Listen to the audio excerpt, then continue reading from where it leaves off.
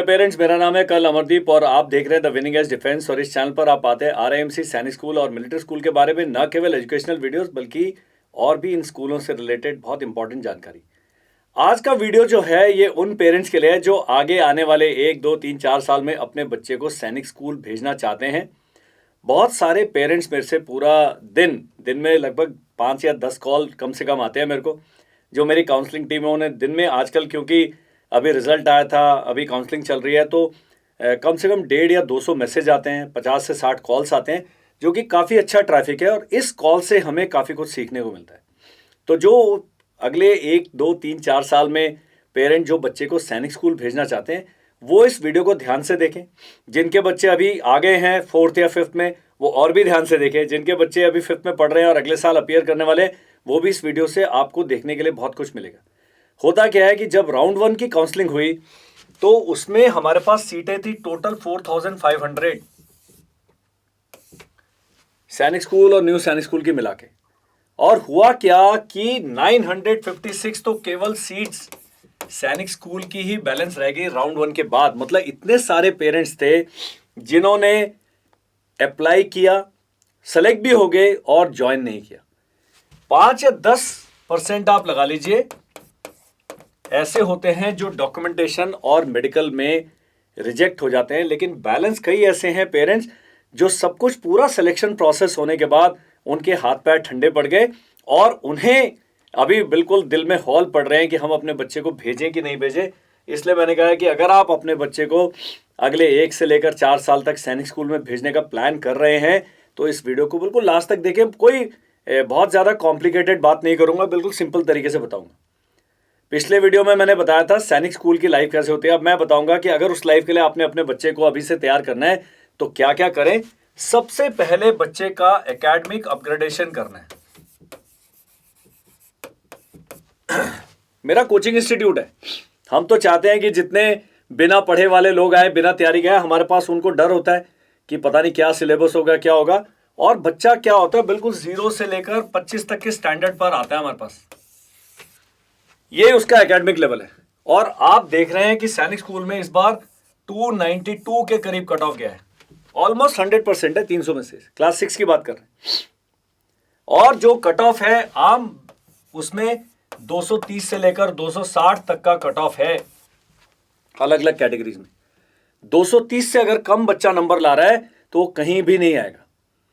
और जो 75,000 बच्चों ने जिन्होंने क्लास 6 का एग्जाम क्लियर किया है उसमें से केवल 4,500 ही जाएंगे। आपको पता है दैट मीन्स 70,500 बच्चे ऐसे हैं जिनका एकेडमिक लेवल इस लेवल का नहीं था।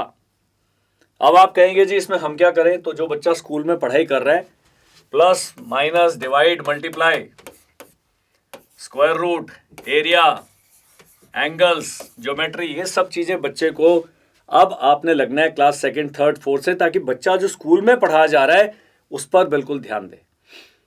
दूसरा काम तो पहला एकेडमिक में क्या करना है, जो स्कूल में पढ़ाई चल रही है उसका आपने ध्यान देना है।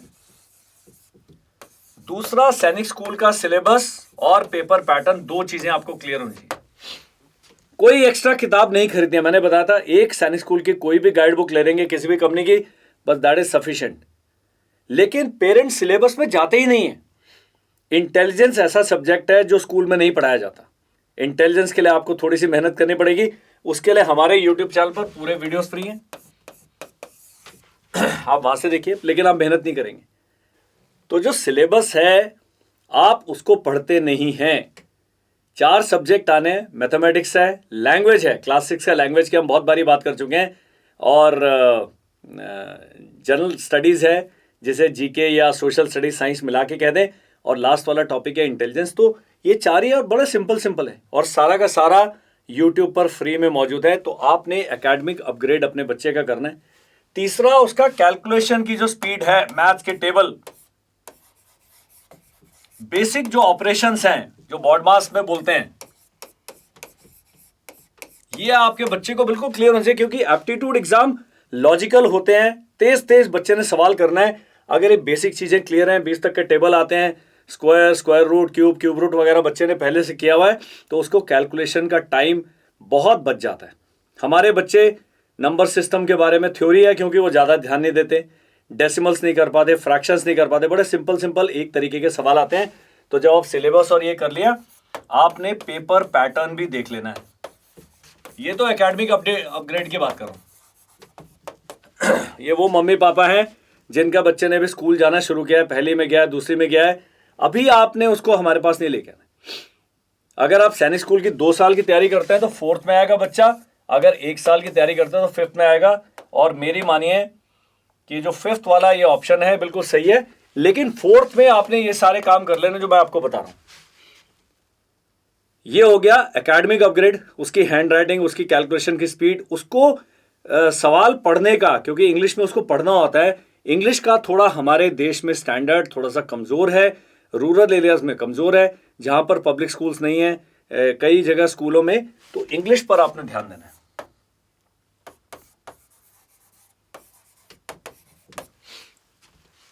और एक सब्जेक्ट मैंने बताया था इंटेलिजेंस, जो पढ़ाया नहीं जाता है, आप इंटेलिजेंस के हमारे YouTube वीडियो देखें।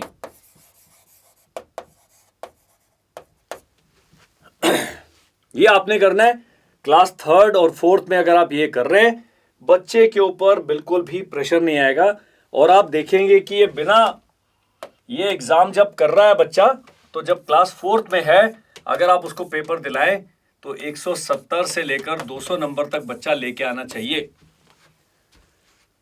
अगर वो इतने मार्क्स ला रहा है तब उसको कोचिंग करा के फायदा है। अगर वो 120 ला रहा था या 80 नंबर ला रहा था,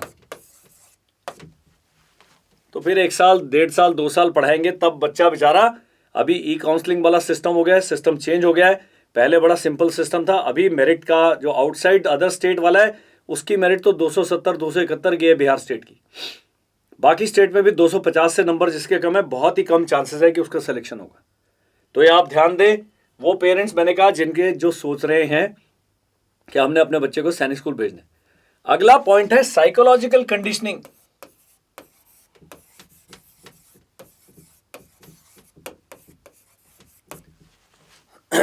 नहीं कर रहे हैं आप। एक मैडम ने YouTube वीडियो पे कमेंट लिखा है कि मेरी बच्ची का सिलेक्शन हो गया लेकिन मैं नहीं भेजी।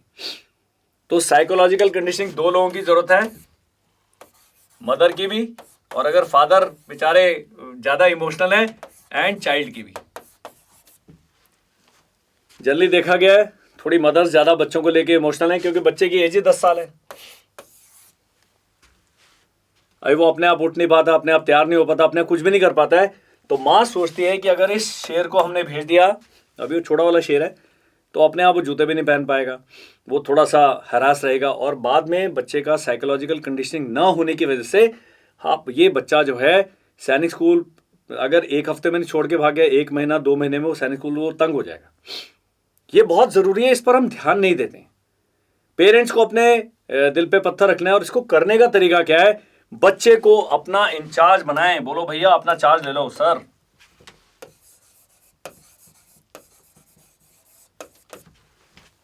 अपना स्कूल बैग खुद लगाओ, अपने कपड़े हैं धोने के लिए रख दो, अपनी बैग खुद लगाइए, अपने किताबों पर कवर चढ़ाना है, अपना डाइनिंग टेबल पे बैठ के नाश्ता करना है, या अलग जगह वहाँ जाके बर्तन रख दीजिए। अगर छोटे मोटे बर्तन वो धो भी देता है, माताजी पिताजी की हेल्प करता है छोटे मोटे कामों में, अपने शूज़ पॉलिश कर लेता है, अपने कपड़े बाहर निकाल के रख लेता है, अपनी अलमारी ठीक करता है।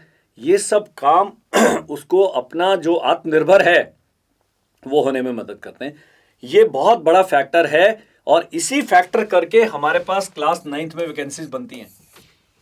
मैंने बताया था 9th में कोई वैकेंसी नहीं होती है, क्लास 6 में होता है एडमिशन, लेकिन कुछ लोग हैं 6ठी से लेकर 8वीं तक भाग जाते हैं, छोड़ देते हैं, हिम्मत तोड़ देते हैं। तो ये साइकोलॉजिकल कंडीशनिंग ना होने की वजह से। पहला था एकेडमिक लेवल, अगर आप चाहते हैं श्योर शॉट मेरा बच्चा बिल्कुल वो कर जाए, कोचिंग इंस्टीट्यूट तो बेचारे पढ़ाएंगे ही खाली, लेकिन जो उसका एकेडमिक अपग्रेड है वो स्कूल के टीचर्स की करने की जिम्मेदारी है। अब यह है मदर्स और फादर, आपका भी साइकोलॉजिकल आपने अपनी कंडीशनिंग करनी है कि हमने अपने बच्चे को अकेला छोड़ना है। उसको ग्रुप में, स्कूल का पिकनिक जा रहा है, ग्रुप में कोई एक्टिविटी कर रहा है, स्कूल में कोई प्ले में पार्ट ले रहा है, उसको एनकरेज करें ताकि बच्चा अपनी पढ़ाई के अलावा अपने ऊपर डिपेंडेंट रहे, दूसरों पर डिपेंडेंट होना बंद कर दे। ये बहुत बड़ा फैक्टर है। और अगर स्कूल छोड़ने में कारणों में देखा जाए तो 90% इस कारण से, एक ही कारण से बच्चे सैनिक स्कूल, मिलिट्री स्कूल, RIMC को छोड़ देते हैं। पिछले वीडियो में मैंने बताया था IMA में, जहां मैं कंपनी कमांडर था ग्रेजुएट लोग आके आईएमए से भागने की तैयारी कर रहे होंगे।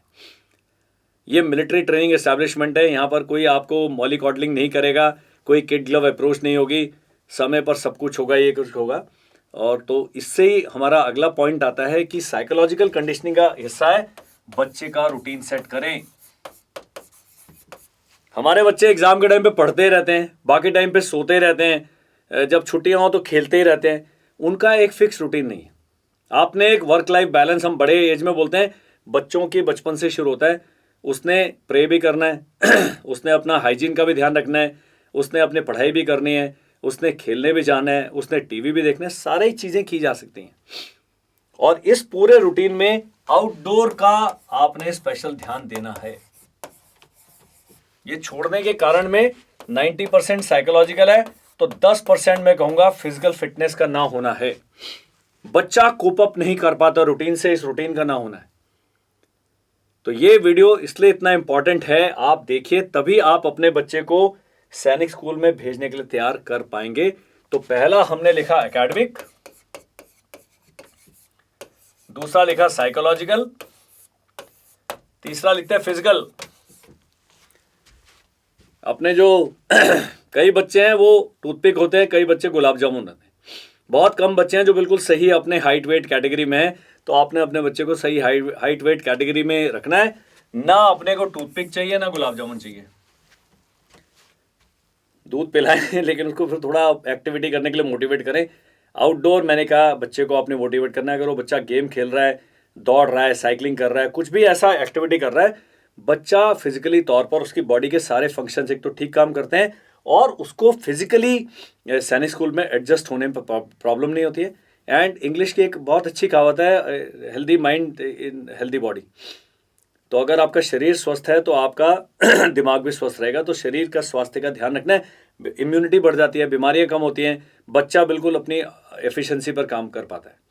तो ये फिजिकल फिटनेस का आपने ध्यान देना है। बहुत ज़्यादा उसको ओलंपिक की तैयारी नहीं करानी है, लेकिन आपने कंफर्ट जोन से बाहर निकालना है। मैं सबको बोलता हूँ, कॉलेज में भी लेक्चर लेता हूँ, मैंने कहा एक कंफर्ट जोन है, उससे बाहर ही है सारी सक्सेस। अगर आप कंफर्ट जोन में पड़े रहेंगे, बेड पे बैठ के बच्चा लेट के पढ़ रहा है, उसको बोलो भाई स्टडी टेबल चेयर पे बैठो, अभी बाहर निकलो, ये साइकिल चलाओ, बेसिक उसको लाइफ स्किल दीजिए ना। तो साइकोलॉजिकल कंडीशनिंग में लाइफ स्किल्स भी वो कर लीजिए।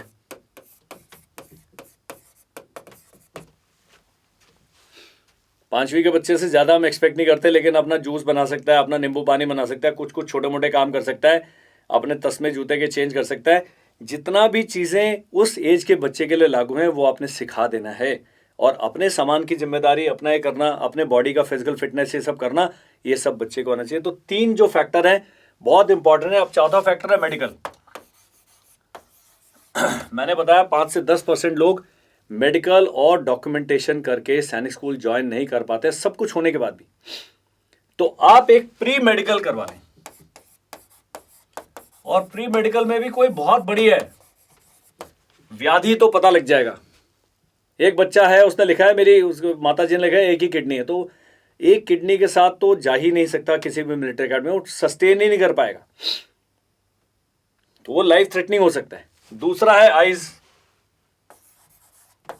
आइज का प्लस माइनस 1.25 है चश्मे का नंबर, इससे अगर ऊपर का है -3 है -4 है, बहुत मुश्किल है उसका जाना। और आइज के साथ एक और रिलेटेड है कलर ब्लाइंडनेस, जो कि आमतौर पर पकड़ी नहीं जाती है। तो कलर ब्लाइंडनेस वाला भी आपने टेस्ट करा ले, पहले जितना जल्दी करा ले वो आपको पता लग जाएगा, आपका टाइम, पैसा, बहुत चीजें बच जाएंगी। अब है मोटी मोटी चीजें, फ्लैट फुट है, नॉक नहीं है, हाइट वेट वाला जो बैलेंस है, ये आप फिजिकल फिटनेस पे ध्यान रखेंगे। काफी सारी चीजें करेक्टेबल है क्योंकि बच्चे अभी ग्रो कर रहे हैं, बहुत ज्यादा फर्क नहीं पड़ता। लेकिन मैंने कहा अगर वो हाइट उनकी है 4 फुट और वेट है 100 किलो, आप उसका देख सकते हैं कहाँ है बच्चा, वो मेडिकली रिजेक्ट हो जाएगा। सिमिलरली हाइट 4 फुट है, वेट है 20 किलो 25 किलो, तो कहाँ जाएगा बच्चा। तो ये आपने एक बेसिक बैलेंस बच्चे की लाइफ में देना है, साइकोलॉजिकली कंडीशन करना है। अब आता है लैक ऑफ मोटिवेशन, ये आपने करते रहना है। उसे पिक्चर्स दिखाएं, उसे सैनिक स्कूल अगर आपके आसपास है वहां विजिट कराएं, फौजियों के बारे में बताएं, अपने वीर सैनिकों के बारे में बताएं, भारतीय सेना के बारे में बताएं, मिसाइल दिखाएं, हवाई जहाज दिखाएं।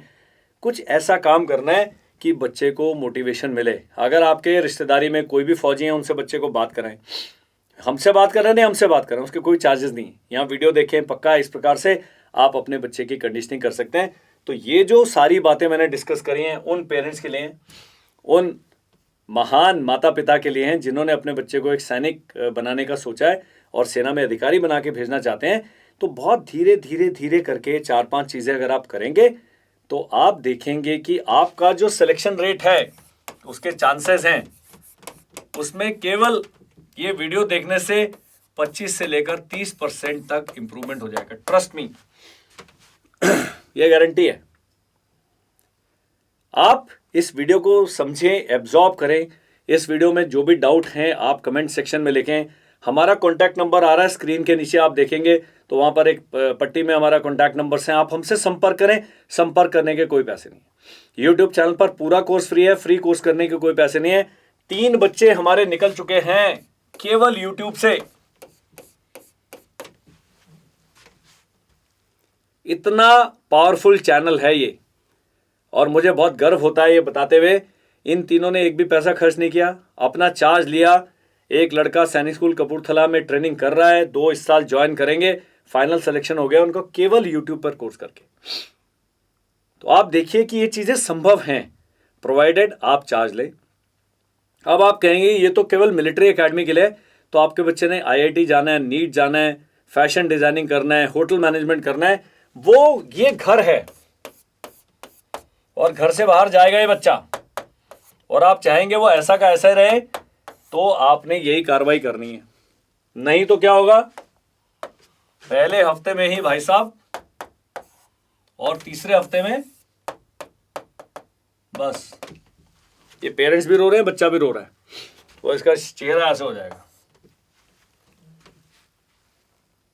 तो हमने क्या है, इस वीडियो को देख के क्या फायदा हो, आपका बच्चा घर से बाहर जाके भी इस स्थिति में रहेगा, आप इस स्थिति में रहेंगे। तो मुझे लगता है ये वीडियो आपको पसंद आएगा। हमारा चैनल सब्सक्राइब करें, पक्का करो। अब तो मैं कह रहा हूँ, इंसिस्ट कर रहा हूँ, पक्का करें, हमसे संपर्क करें। बहुत सारे आपके दिल में शंकाएं हैं जो शायद उनके सही जवाब आपको नहीं मिल पाते हैं, वो जवाब देने की जिम्मेदारी हम लेते हैं। मेरे पास टाइम ही टाइम है, मेरे को बहुत अच्छा लगता है पेरेंट्स से बात करके। तो ये पक्का करें, कमेंट लिख दें, अच्छा लगा वीडियो तो थैंक यू लिख दें, जय हिंद लिख दें, कुछ भी लिखें। कम से कम लगे कि हमारे जो मित्र हैं देश के कोने कोने में फैले हुए, उनको इस वीडियो से लाभ हो रहा है। This is colonel Amardeep. हमारे जो बैचेस हैं ऑनलाइन ऑफलाइन देहरादून में चल रहे हैं। 1 मई से अभी सैनिक स्कूल RIMC का बैच शुरू हो जाएगा, और जो ऑनलाइन है वो तो अभी 350 के करीब बच्चे पढ़ रहे हैं 10 बैचेस के अंदर। तो आप कभी भी हमारी काउंसलर से संपर्क करें, रजिस्ट्रेशन फ़ी पे करें, 7 दिन की डेमो क्लास अटेंड करें, उसके बाद फीस पे करके बच्चे को लाइन पे लगा दें। 3rd, 2nd वाले जो बच्चे के माता पिता हैं, 4th वाले भी अपना चार्ज खुद ले लें, हमसे सलाह ले लें कैसे पढ़ाना है। आप चाहेंगे वेबिनार करना है, हम वेबिनार कर देंगे, लेकिन ये चलने दे कार्रवाई। आप इस लर्निंग प्रोसेस को रोके नहीं, बिकॉज कॉम्पिटिटिव वर्ल्ड है। आगे जाके बच्चे ने कोई भी कॉम्पिटिशन देना हो, ये स्ट्रैटेजी अगर आप 4 स्टेप्स फॉलो करते हैं, बहुत आपको लाभ होगा। Thank you, bye bye and Jai Hind.